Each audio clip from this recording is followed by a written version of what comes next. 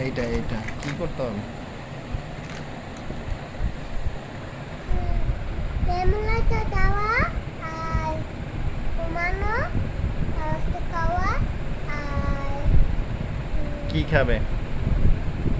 fish chicken top vegetable top তারপর লেমনটা দেওয়া তারপর খাওয়া দাওয়া তারপর ঘুমানো থামা সময়